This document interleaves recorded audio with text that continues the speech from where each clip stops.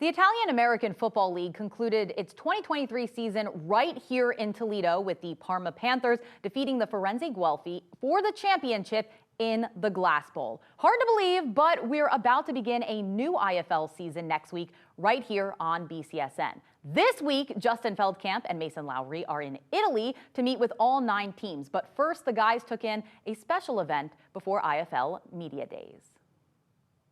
Some American viewers might think this is absolutely crazy. 45 years and up, playing tackle football with full helmets and full pads, but that's what we saw with the Charity Bowl League here in Bologna, Italy this past weekend. Yeah, it was an incredibly cool thing, and what I love about events like this is that the game itself is kind of secondary. It's more about fellowship and brotherhood and being good to your fellow man and celebrating a sport that these guys have devoted a lot of their lives to very much in the shadows. This is not a sport that gets a great deal of publicity in Italy or in Mexico. The Mexicans came here and played exceptionally well.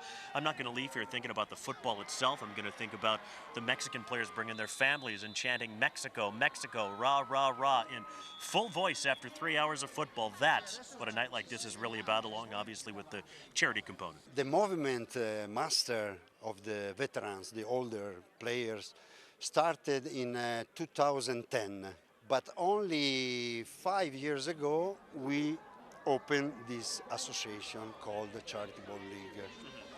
And it's basically because in Italy, when you get 48 years old, you cannot play anymore. So we decided to keep playing just for fun. It's not a championship, and for solidarity.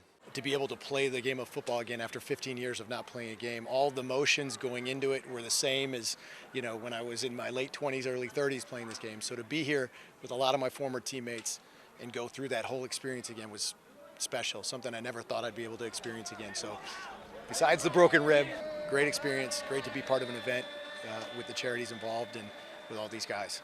Nick Ide mentioned that he played with many of his former teammates from the Italian-American Football League 15 plus years ago. Many of those former IFL players were on the field in this game. Yeah, it's great to see them all come back, some as old as 66 years old, some in their mid-40s like Nick, but these guys, they just love this sport so darn much, and any opportunity to step on the field again between the chalk lines and play is a really, really cool thing.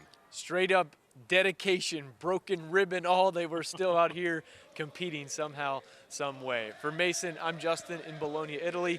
Back to you in Toledo.